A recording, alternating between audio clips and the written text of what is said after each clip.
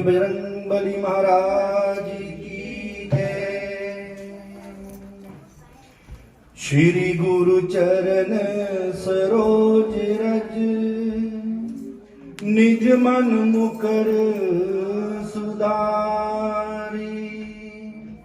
बरनो रघुवर बिमल जसु, जो दायक फल चार।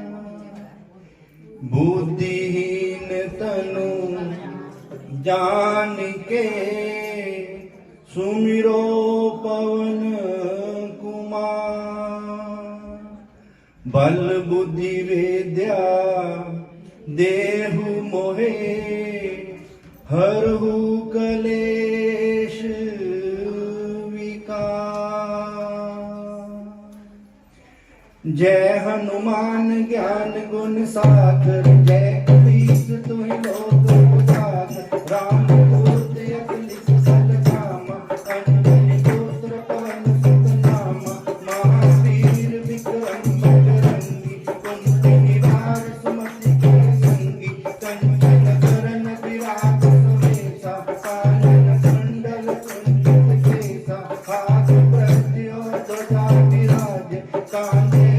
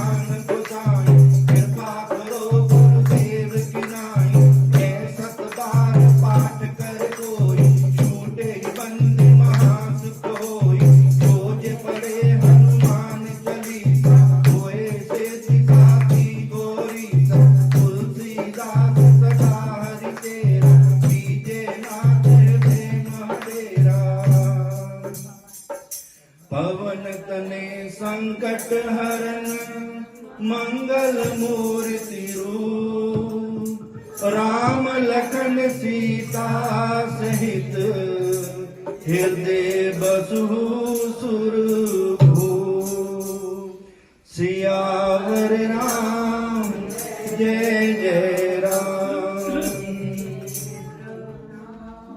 जय जय राम करो कल्याण जय जय राम। श्री राम। आरती। सभी लोग आरतियों के लिए अपने अपने स्थान से खड़े हो जाएं।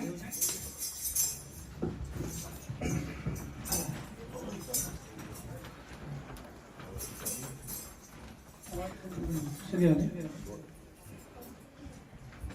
श्री राम श्री राम श्री राम।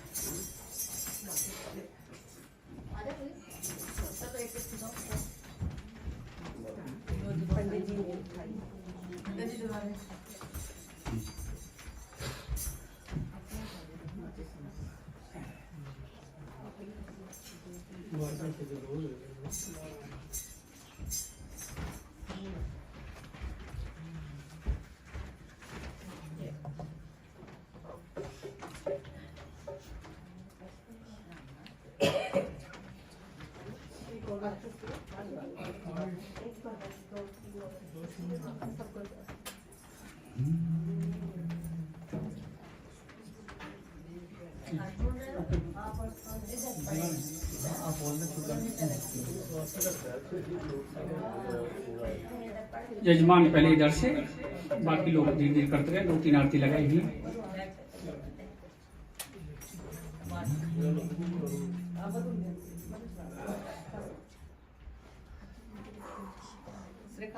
सिर पर अपनी चुन्नी धारण करें।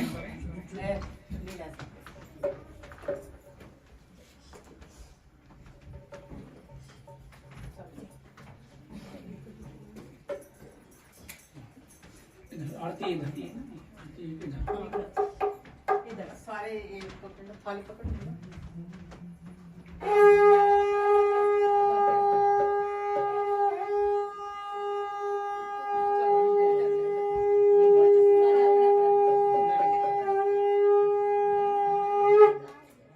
श्री भागवत भगवान की है आरती। पापियों को पाप से है तारती। श्री भागवत भगवान की है आरती।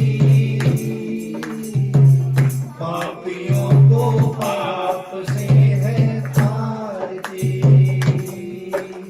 ये हमारे ग्रंथ ये मुक्ति पाते ये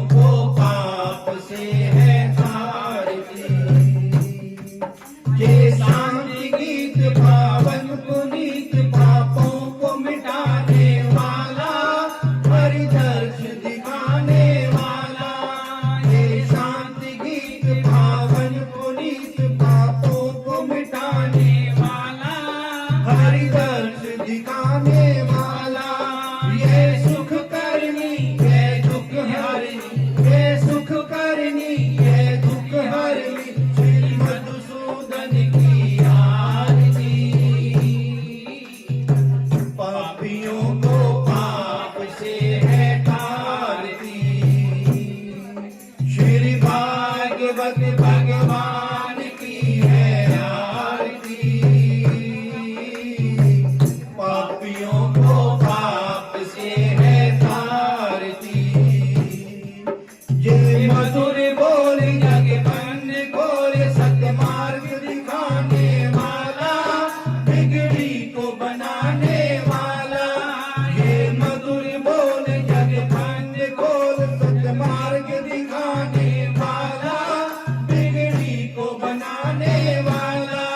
श्री राम यही घनश्याम यही, श्री राम यही घनश्याम यही, प्रभु की महिमा की आरती।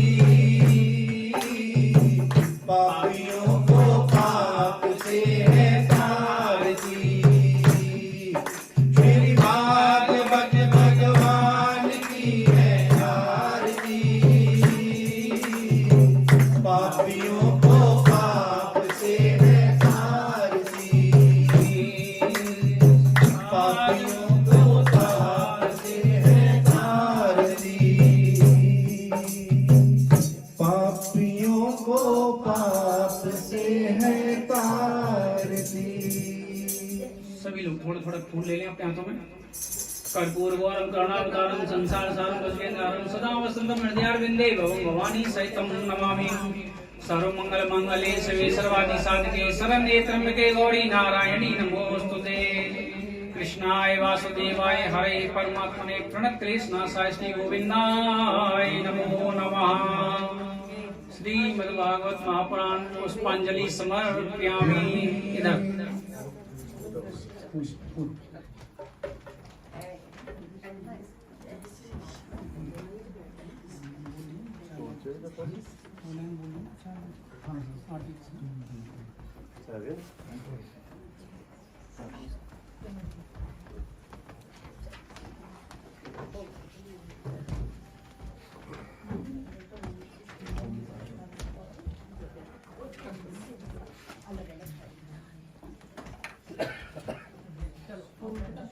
ये सामने पड़े इधर भागवत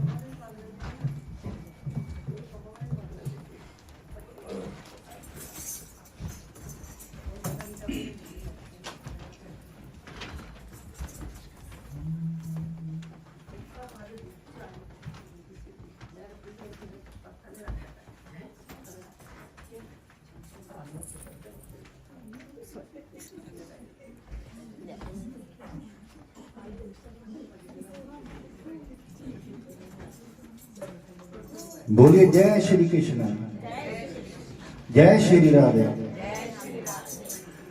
आज श्रीमद् भागवत कथा का प्रथम दिवस है, तो आइए हम सब चलते हैं व्यास जी की तरफ, जो हमें कथा का अमृत पान कराएंगे। और सभी से निवेदन है कि शांति से अपने स्थान पे बैठिए और कथा का आनंद लीजिए।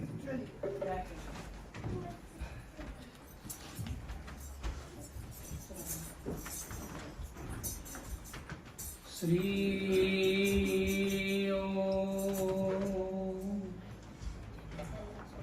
श्री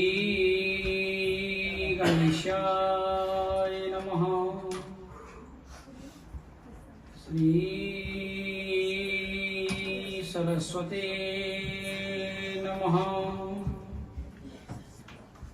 श्री गुरुवे नमः। जय जय श्री राधा जय जय नवले किशोर, जय गोपी चित चोर प्रभु, जय जय माखन चोर। राधा मेरी स्वामिनी, मैं राधे जुकदास, जन्म जन्म मोहि दीजियो श्री वृंदावन निवास, श्री ब्रजमंडल वास। बरसाने की राधिका, नंदगांव के श्याम, उन दोनों के चरणन में मेरी कोटि कोटि प्रणाम, मेरी बार बार प्रणाम। आए हो तो प्रेम से लो राधे का नाम, सब भक्तों को कृष्ण शरण की जय जय राधे श्याम, जय जय सीताराम। गुरुर् ब्रह्म गुरुर्विष्णु गुरुर्देवो महेश्वरा, गुरुर् साक्षात् परम ब्रह्म तस्मै श्री गुरवे नमः। मूकं करोति वाचालं पंगुं लंघयते गिरिं, यत्कृपातमहं वन्दे परमानंद श्रीमाधवम्।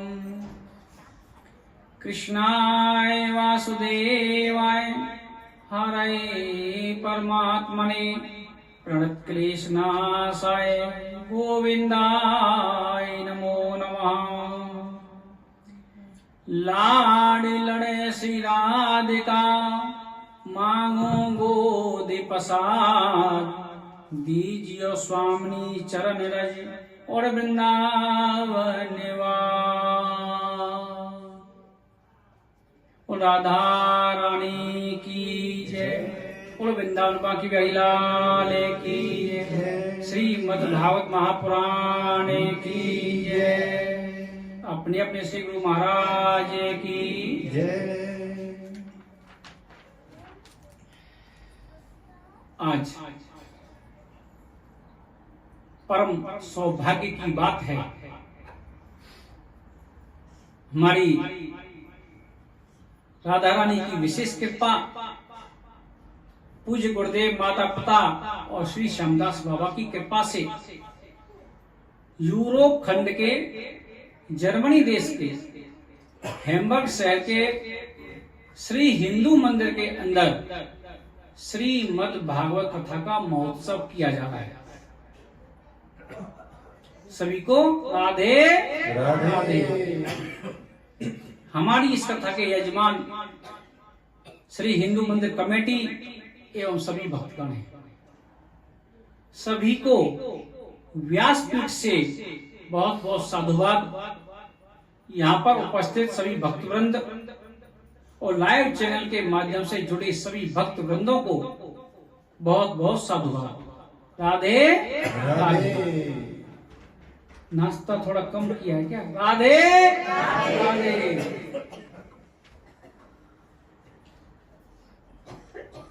परम मंगलमय परात्पर अखिलेश्वर अकारण करुणा वर्णालय भक्त वांछित कल्पतरु पीताम्बरधारी श्री बालकृष्ण लाल की वांग्मय प्रतिमूर्ति श्रीमद् भागवत महापुराण, इतना लंबा नाम है।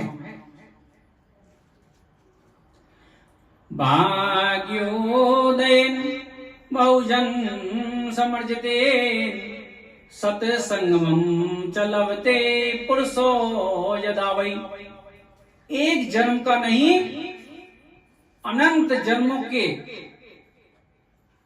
हमारे पुण्य कर्म जब इकट्ठे हो जाते हैं, एकत्रित हो जाते हैं, तब ही हमारी रुचि श्रीमद् भागवत कथा की ओर बढ़ती है।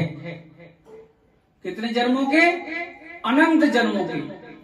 जब पुण्य कर्म इकट्ठे हो जाते हैं तभी श्रीमद् भागवत कथा सुनने को मिलती है। राधे राधे।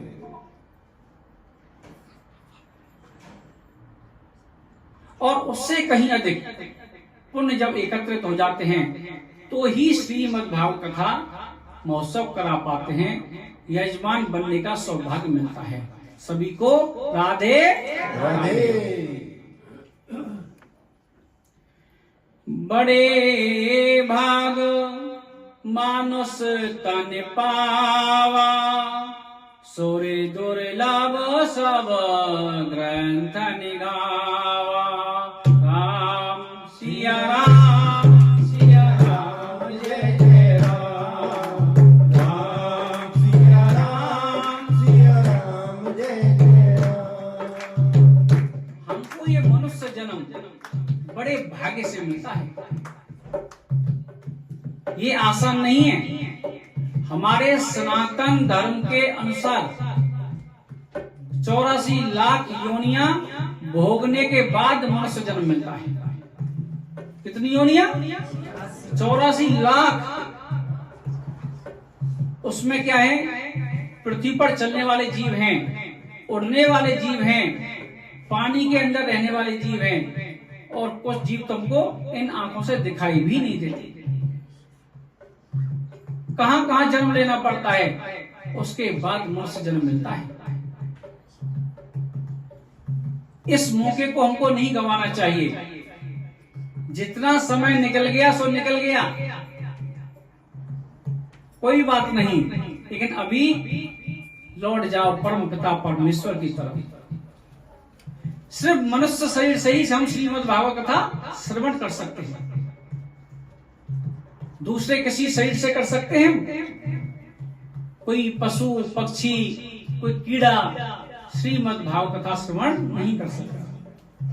अगर करेगा भी, किसी को सुनाई भी देगा तो उसको समझ में नहीं आने वाला। इसलिए जहां भी मौका मिले, जैसे भी मौका मिले, खुद जाओ श्रीमद् भागवत कथा का आनंद लेने के लिए, और अकेले मत जाओ। जिसको आप सबसे ज्यादा चाहते हो, सबसे ज्यादा प्रेम करते हो, उसको भी साथ लेके जाओ। राधे राधे। श्री कृष्ण गोविंद हरे मुरारी, हे नाथ नारायण वासुदेवा। श्री कृष्ण गोविंद हरे मुरारी, हे नाथ नारायण वासुदेवा।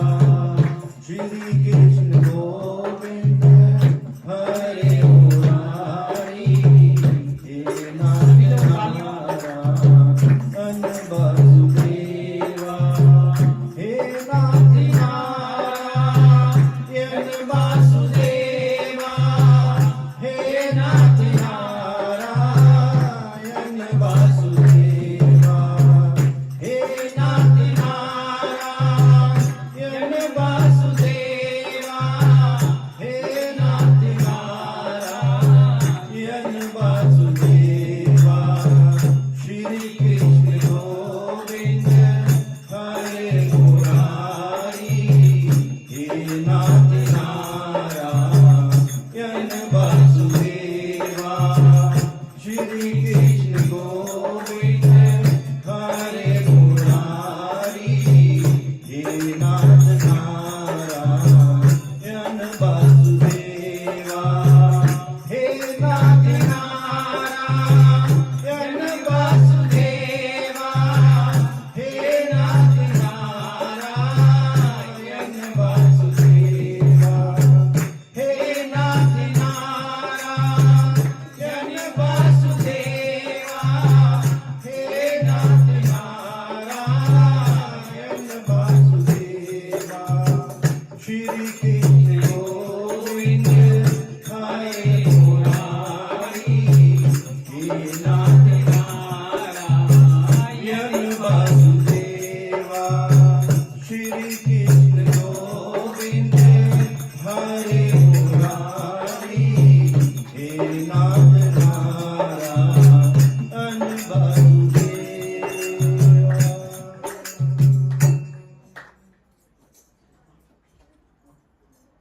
बोलिए कृष्ण कन्हैया लाल की।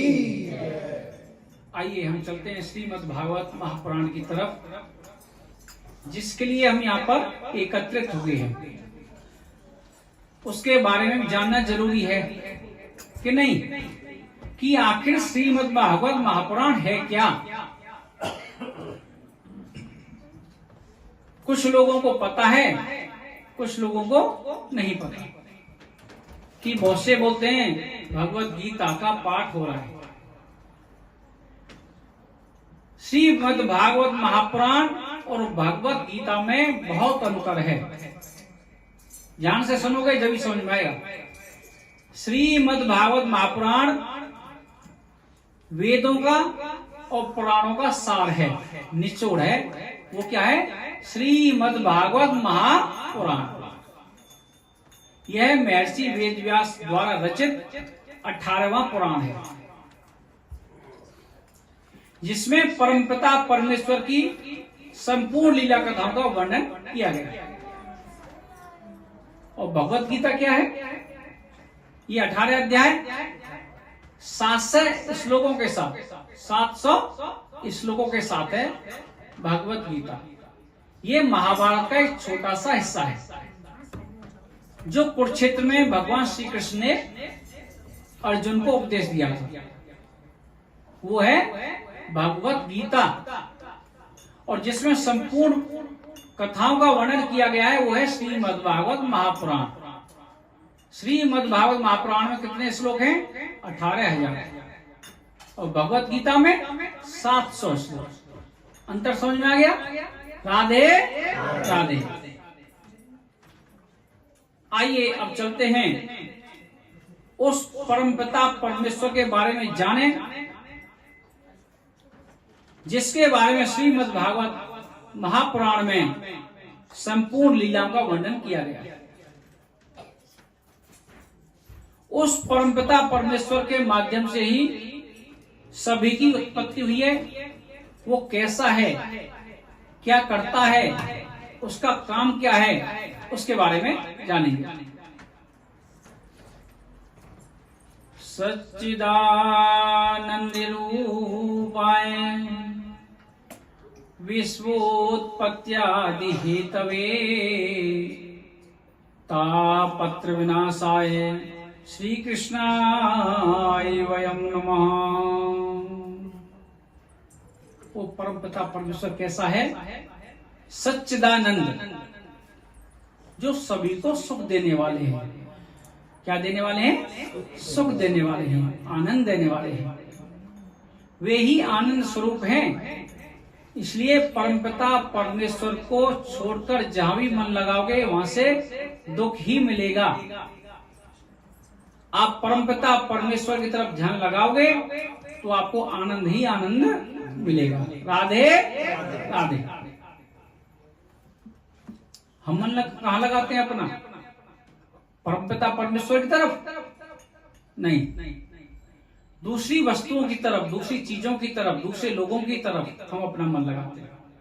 क्या मिलता है? कुछ दिन तो सुख मिलेगा, बाद में दुख ही मिलेगा, ये गारंटी है।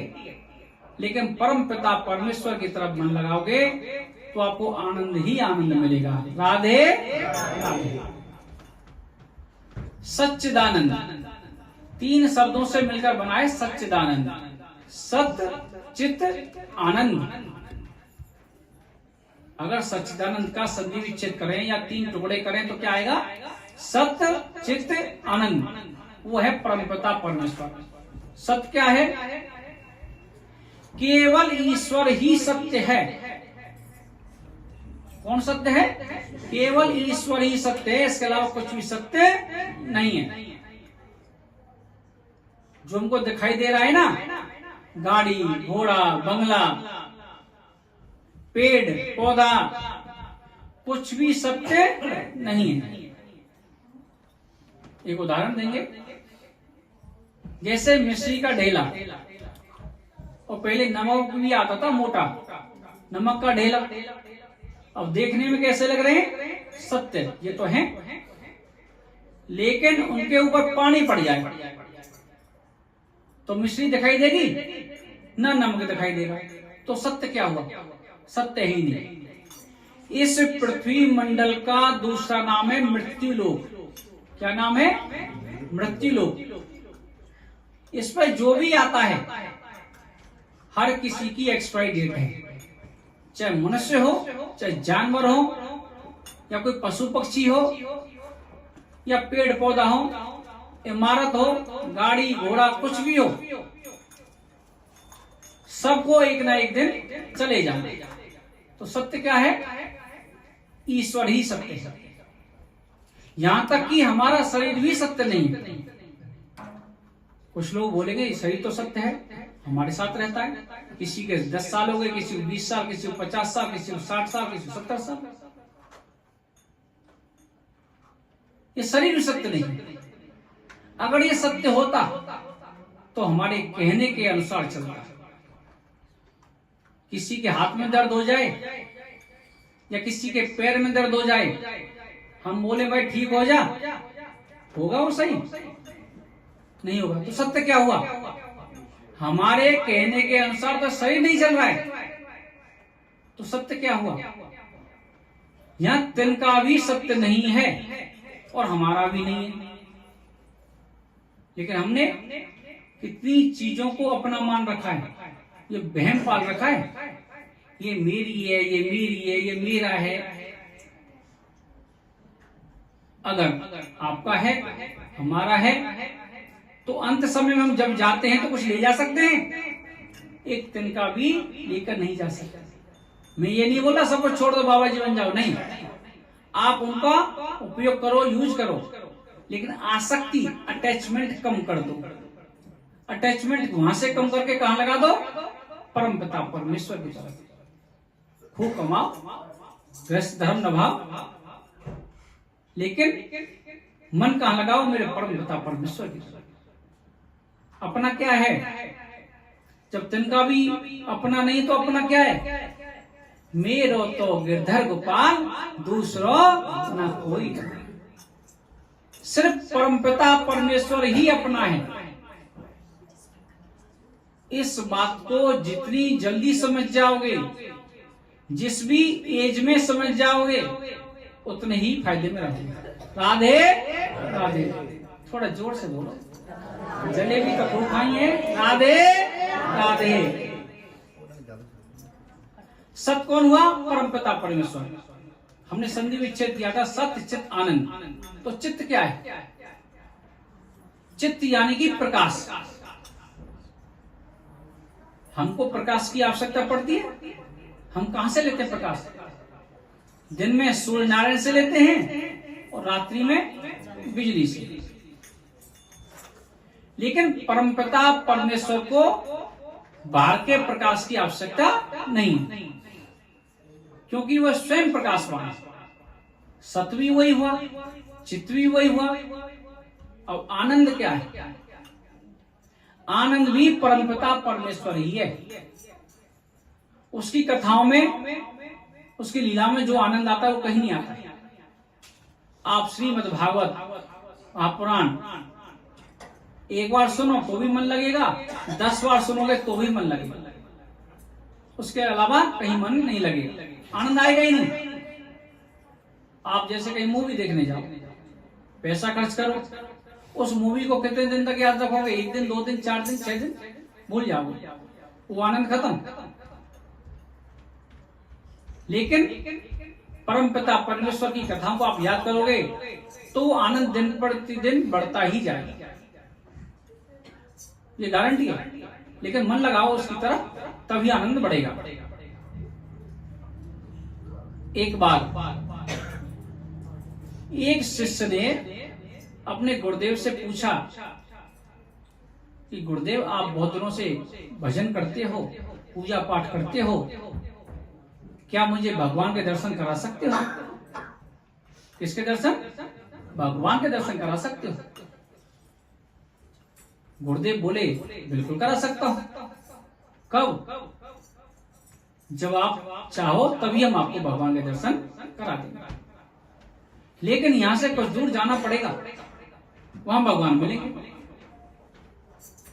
शिष्य बोला ठीक है गुरुदेव कोई बात नहीं, अगर आप कहें तो मैं कल सुबह आ जाऊं, सुबह चलेंगे तो आप मुझे दर्शन करा देना। गुरुदेव ने हाँ कर दी। तो गुरुदेव ने रात्रि में अपना एक बैग पैक किया। कहीं जाते हैं अपना सामान पैक करते हैं, तो गुरुदेव ने अपना बैग पैक किया। उसका शिष्य आ गया कि आज मुझे तो भगवान के दर्शन करने के लिए जाना है गुरुदेव के साथ। तो गुरुदेव ने अपना बैग शिष्य के सिर पर रख दिया और चल दिए कहां? भगवान के दर्शन करने के लिए। अब बैग में वजन था लगभग 20 किलो 25 किलो। अब वो चले रास्ते में तो 2-4 किलोमीटर चलने के बाद शिष्य को वजन लगने लगा। बोला गुरुदेव इसमें कुछ सामान ऐसा हो जिसकी मैं जरूरत ना हो तो कुछ कम कर दूं, वजन लग रहा है। गुरुदेव भी सीधे साधे, ठीक है भैया देख लो बैग खोलकर, अगर आपको लगता है तो निकाल कर फेंक दो। तो शिष्य ने जब बैग खोला तो उसमें क्या रखे थे? पत्थर, 20 किलो के पत्थर रखे थे उसमें। अब शिष्य सोचने लगे पत्थर क्यों रखे, और गुरुदेव से पूछ नहीं सकता, तो आधे पत्थर निकालकर फेंक दिए और आधे पत्थर लेकर सिर पर चले। अब 2-4 किलोमीटर फिर चले। अब उसको तो पता चल गया माइंड में कि ये तो पत्थर है, और तो वजन ज्यादा लगने लग गया। कुछ दूर जाने के बाद बोला गुरुदेव वजन लग रहा है, इसमें थोड़ा कुछ कम कर दूं? बोला कर दो। तो उसमें से 5 किलो निकाल दिया। कितना वजन रह गया? 5 किलो। अब पूछ रहा गुरुदेव जाना कहाँ है? तो गुरुदेव बोले जो सामने पहाड़ है ना, इस पहाड़ पर चढ़ना है और दूसरी साइड में परमपिता परमेश्वर है। अब पहाड़ पे चढ़ने लगे। अब जब पहाड़ पे चढ़ते हैं तो खाली जो शरीर रहता है तब भी परेशानी होती है, उसमें तो वजन भी है, 5 किलो का वजन भी ज्यादा लगने लगा। अब बोला गुरुदेव पहाड़ पे तो चढ़ रहे हैं, पत्थर सिर पे रखा हुआ है, अगर पत्थर चाहिए तो कहीं फिर ले लेंगे, ये तो पहाड़ है, आप कहें तो इसको यहाँ रख दूं? गुरुदेव ने कहा ठीक है रख दी। तो शिष्य ने बैग समेत वो पत्थर वहीं छोड़ दिया और उसने बड़ी जोर से लड़ाई ली। वजन हट गया। बोला आनंद आ गया। सिर पर क्या था? वजन। वजन हटते ही क्या हुआ? आनंद आ गया। तो गुरुदेव क्या बोले? चलो वापस। शिष्य बोला आपने दर्शन तो कराए नहीं। वन की दर्शन तो हो गए। जिसके चित्त में, जिसके मन में, जिसके अंदर आनंद की अनुभूति हो जाए, वहीं मेरे परमपिता परमेश्वर का पदार्पण प्रारंभ हो जाता है। राधे राधे। अब प्रश्न ये आता है पहले से क्यों पदार्पण नहीं हुआ? पहले से आनंद क्यों नहीं आया? पहले से आनंद इसलिए नहीं आया, वजन था उसके सर पे। वो पत्थर क्या है? कुछ तो समस्याएं हम सबके जीवन में होती हैं, हर किसी के जीवन में, और कुछ समस्या हम बना लेते हैं। कुछ तो है, कुछ और बना ली, तो ज्यादा टेंशन ले ली, तो आनंद आएगा कहां से? अंदर तो भरा पड़ा है, वो चिंता भरी पड़ी है, कोई विकार भरे पड़े हैं, तो परम पिता परमेश्वर अंदर बसेगा कहां से? अंदर से खाली करो, चिंताएं खत्म करो। अब चिंताएं खत्म कैसे होंगी? परमपिता परमेश्वर के चरणों में समर्पित कर दो। भगवान से कोई रिश्ता बनाओ, चाहे दोस्त का बनाओ, चाहे माँ बाप का बनाओ, चाहे भाई का बनाओ, उससे रिश्ता बनाओ। जो भी बात है आपके मन में उसके सामने रख दो, आपका वजन अपने आप कम हो जाएगा। ये आजमा कर देख लेना। जैसे अर्जुन ने महाभारत के समय में अपने रथ की लगाम किसके हाथ में दे दी थी? भगवान श्री कृष्ण। फिर उसको कोई चिंता रही? 100 कौरव मारे गए लेकिन 5 पांडव जीवित रहे। लगाम किसके हाथ में है? परमपिता परमेश्वर। आप कोई बिजनेस करते हो, जॉब करते हो, घर की कोई समस्याएं आप रख के देखो, आपके घर में पैसे हैं ज्यादा, और हम तो क्या सबके घर में ज्यादा पैसे हो जाएं। राधे, आपको कथा सुनने जाना है तो चिंता रहेगी उस केस को देखकर, क्या कहीं ऐसा ना हो कि हम घर जाएं और कथा सुनने जाएं और घर से कोई निकाल ले जाए। चिंता मुक्त कैसे होंगे? बैंक में अगर जमा कर दें, पैसा तो हमारा ही है, लेकिन चिंता किसकी हो गई? बैंक मैनेजर की। हमारी चिंता खत्म, पैसा हमारा, चिंता किसकी? बैंक की। ऐसे ही अपनी चिंता को परम पिता परमेश्वर के चरणों में समर्पित कर दोगे तो आप आनंद का अनुभव करोगे। जब गोकुल में भगवान श्री कृष्ण ने जन्म लिया था तो सभी लोगों ने क्या बोला था? नंद घर आनंद भयो जय कन्हैया लाल की। तो परमपिता परमेश्वर आनंद स्वरूप है। तो शिष्य की समझ में आ गया, गुरुदेव को प्रणाम किया और अपने घर को वापस। तो सत्वी वही है, चित्वी वही है, आनंद भी वही है, सच्चिदानंद। तो करता क्या है भाई? उसका कोई काम तो होगा, इसका परमपिता परमेश्वर का सच्चिदानंद रूपाय विश्वोत्पत्त्यादि हेतवे। क्या करता है? भगवान श्री कृष्ण 3 रूप धारण करते हैं, ब्रह्मा विष्णु महेश का। सृष्टि की उत्पत्ति करते हैं, पालन करते हैं और संहार करते हैं। क्या काम करता है? 3 काम, उत्पत्ति करना, पालन करना और संहार करना। विश्वोत्पत्त्यादि हेतवे। उसके बाद और क्या करता है? तापत्र विनाशाय, 3 प्रकार के तापों को नष्ट करता है। 3 प्रकार के ताप कौन से हैं?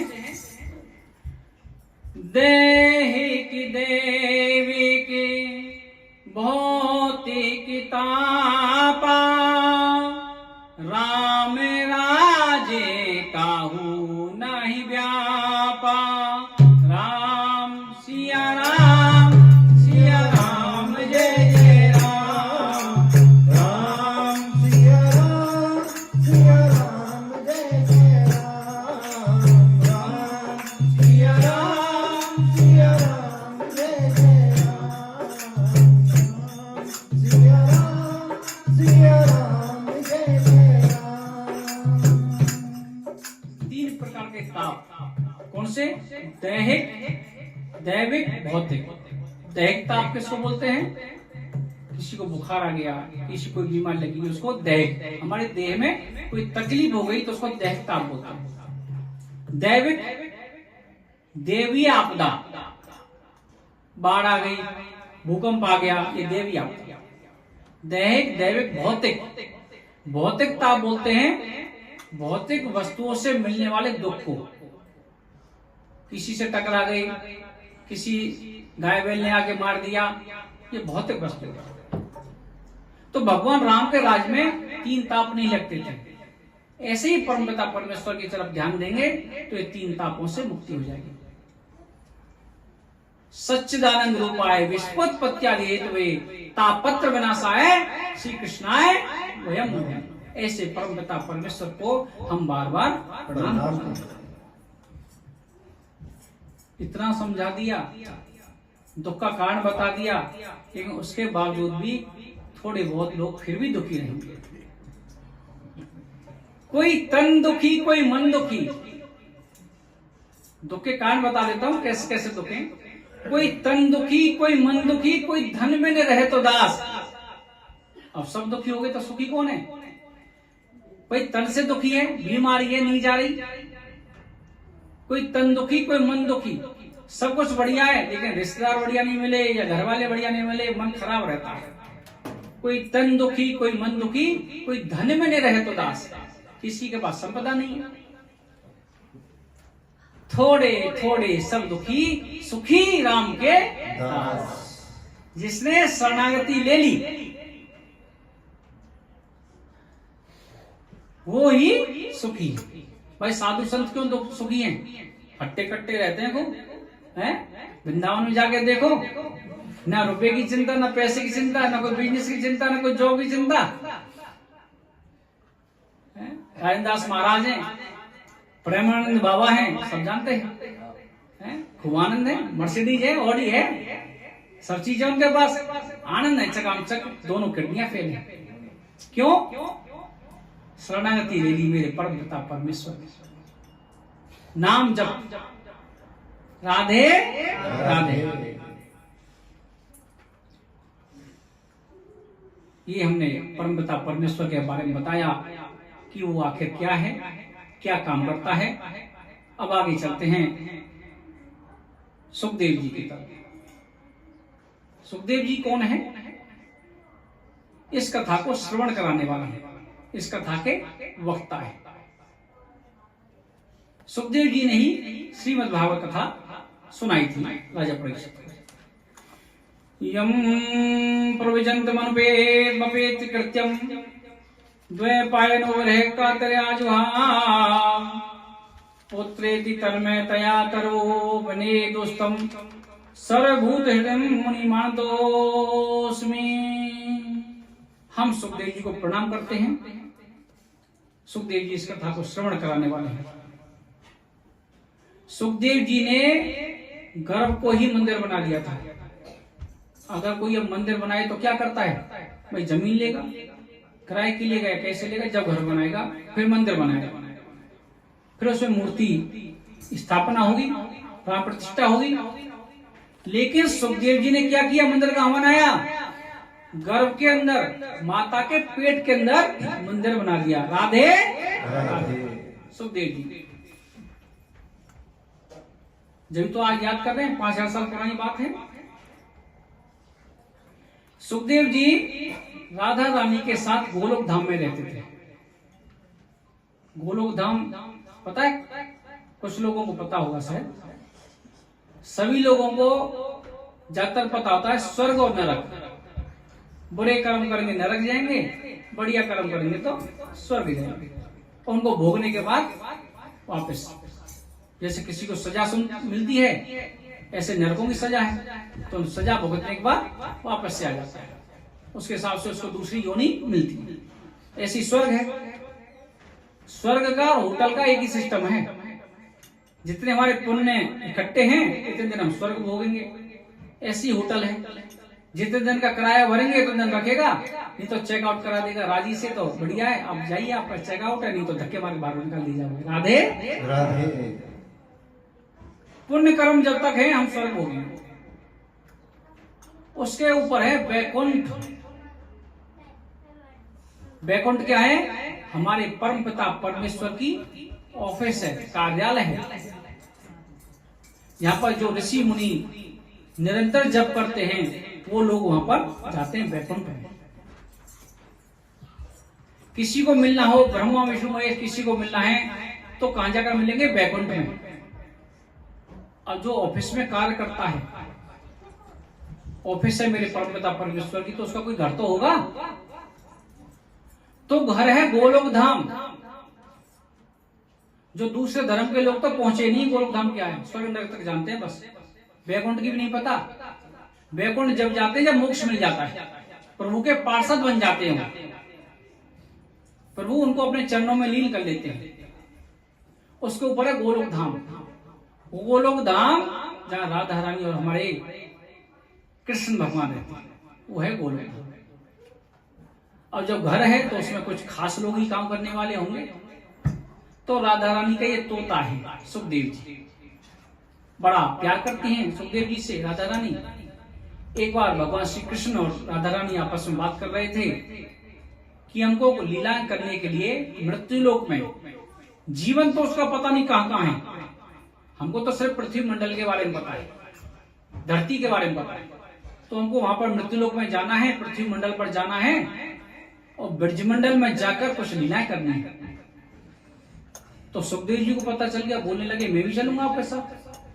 तो राधा रानी ने समझाया हम कुछ देर पहले जाते हैं, वहां लीलाएं करते हैं, आप कुछ दिन बाद आ जाना, उन लीला को सुनना, कथाओं को सुनना, फिर लोगों को सुना। तो भगवान श्री कृष्ण और राधा रानी पृथ्वी मंडल पर आ गए, ब्रजमंडल में। और सुखदेव जी प्रार्थना कर रहे हैं पीछे से कि मुझे भी बुला लो, बहुत दिन हो गए गोलोक धाम में।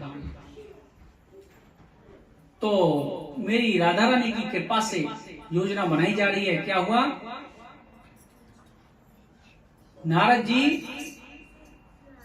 घूमते ही रहते हैं सभी जगह।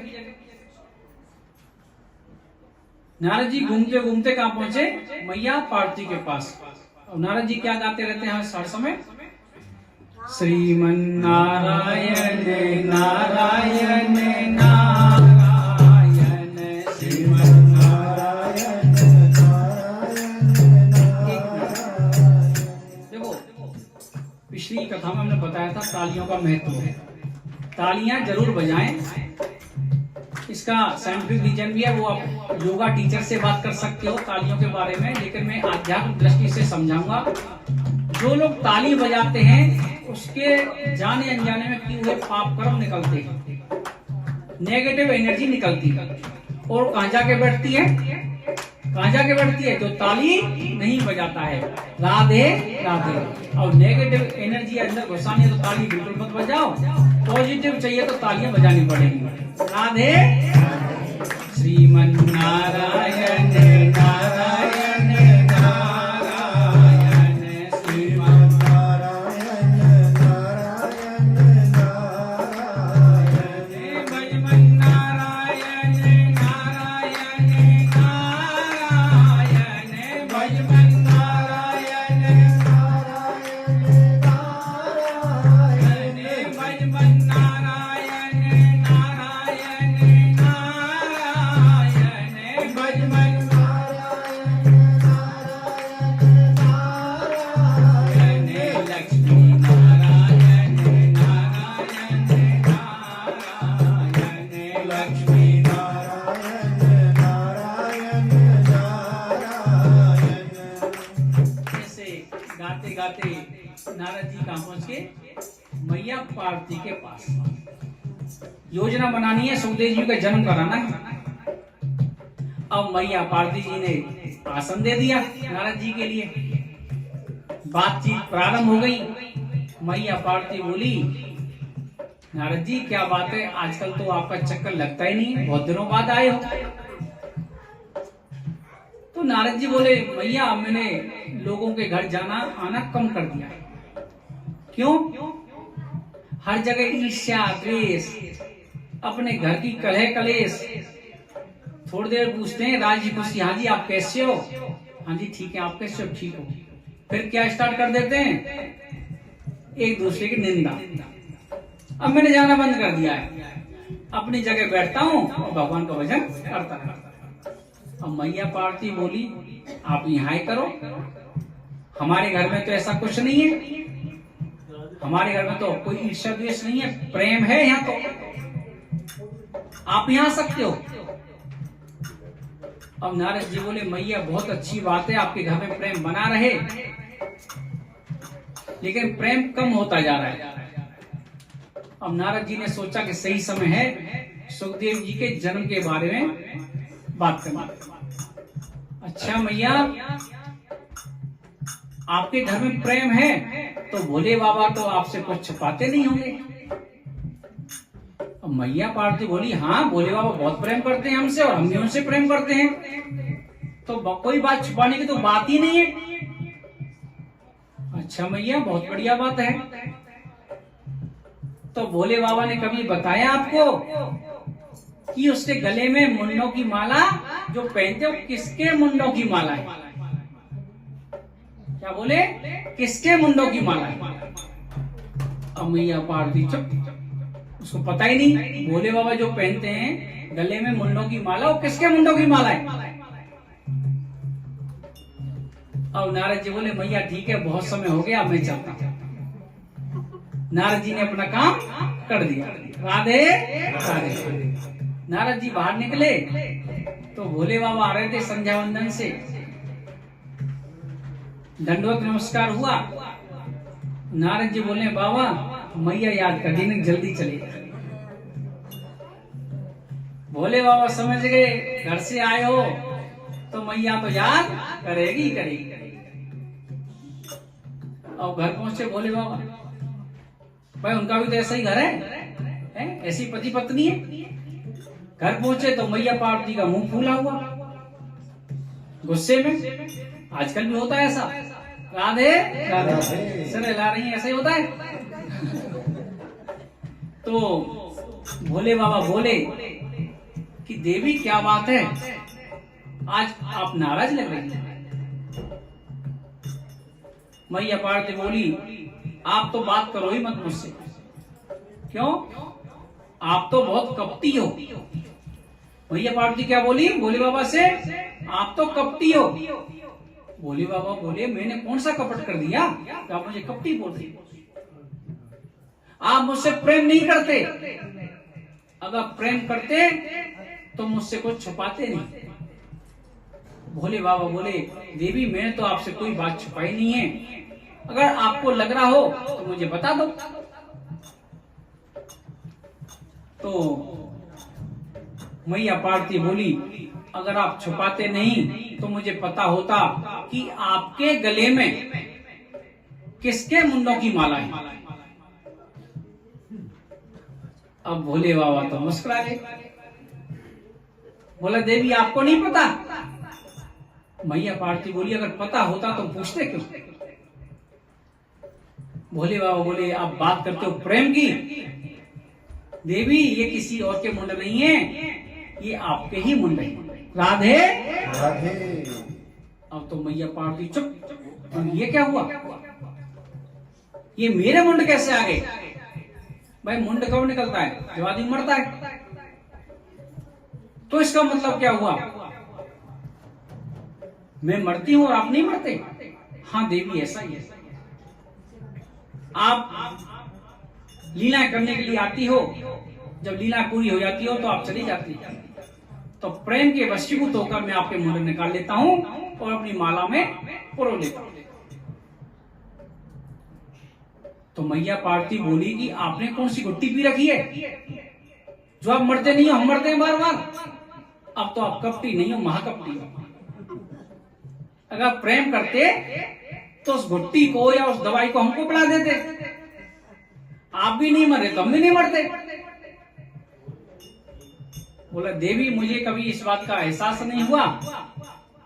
मैंने अमर कथा सुन रखी है। क्या?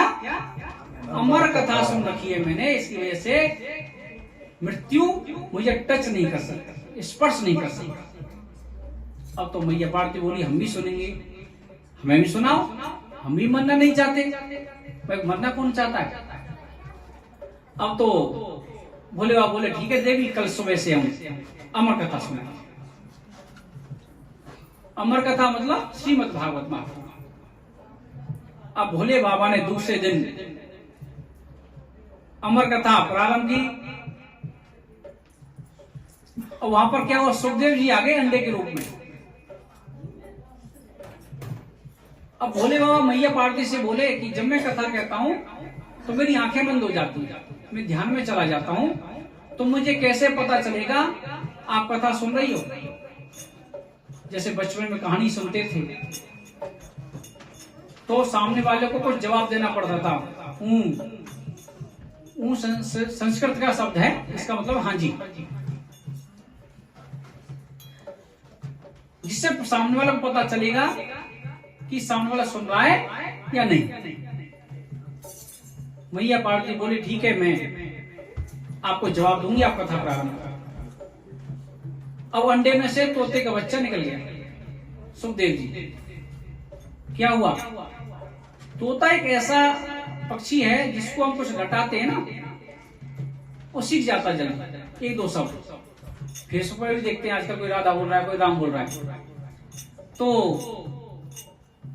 वो शब्द याद कर लिया उसने, हूं बोलना है, हूं बोलना है बस।